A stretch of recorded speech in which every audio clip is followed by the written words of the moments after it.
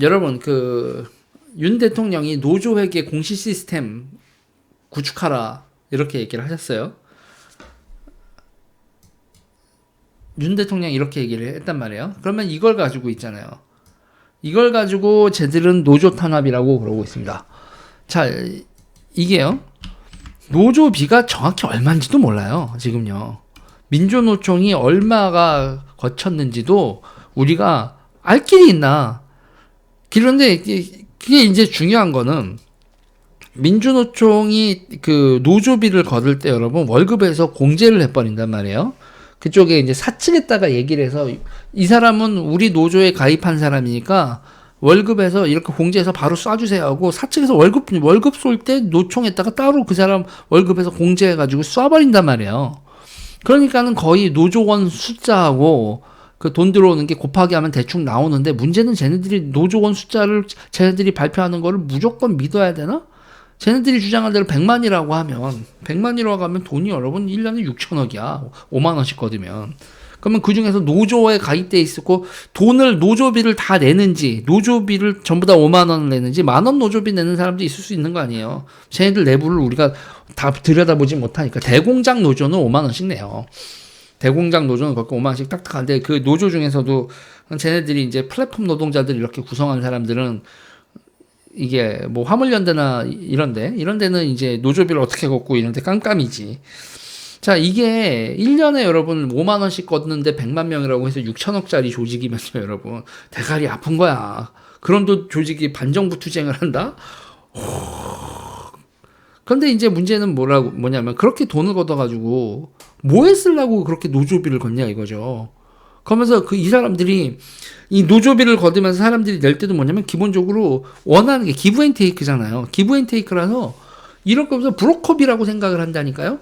요번에 투쟁을 해서 우리가 당신들 이렇게 매달 5만 원씩 내는데 1년에 60만 원이지 우리가 월급 60만 원 이상 올려줄게.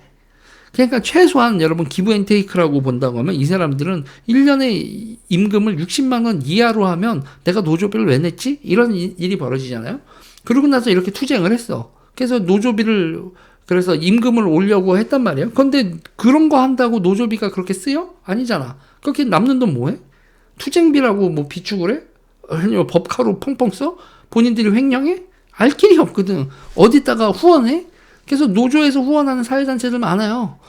그래서 이제 사회단체들 하다가 힘들다 할 때 좌파 시민단체들 조그만한 데 있잖아요. 존립의 그게 민주노총의 후원금 그게 자신들의 존립의 근간인 단체들 많거든요. 응? 그리고 그런 거 이제 바라보고 있고 정당도 마찬가지예요. 정의당 같은 데나 뭐 이런 민중당은 여러분 이석기 쪽 정당은 딱 돼가지고 거기 아예 노조 가입할 때 민중당 가입 택배 노조 때 제가 말했었잖아요. 택배 노조 가입 원하고 민중당 가입 원서 같이 놓고 그리고 택배 노조비 받고 그다음에 정당 당비 따로 이렇게 약정해서 양쪽에 다 뽑아먹는 거지. 그러면서 내가 너희들한테 이 정도의 일을 해줄게 뭐 이런 걸. 또 노조와 당이 같이 가고 이런 것도 있고. 정의당도 민중당한테 민중당 그쪽이 이렇게 되는데 자기네들은 지금 적자가 40억, 빚이 40억 지금 많이 갚았나?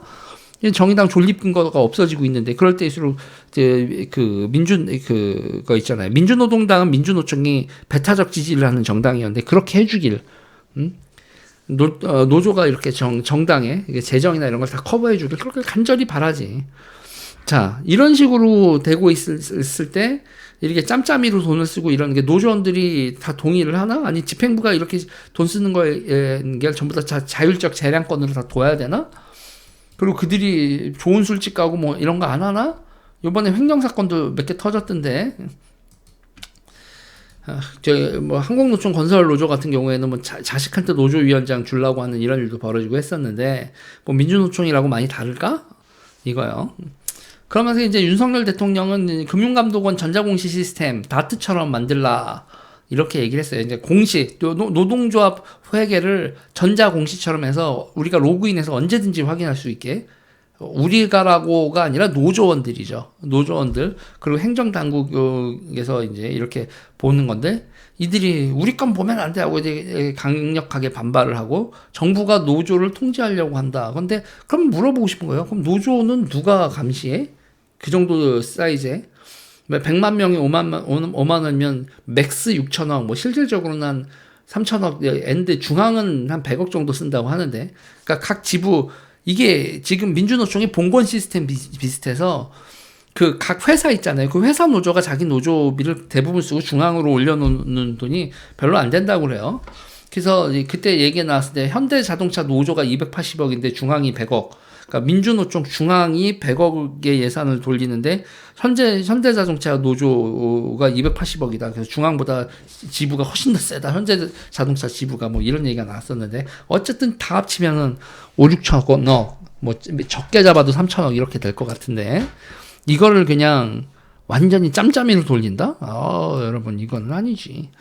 네, 그렇죠.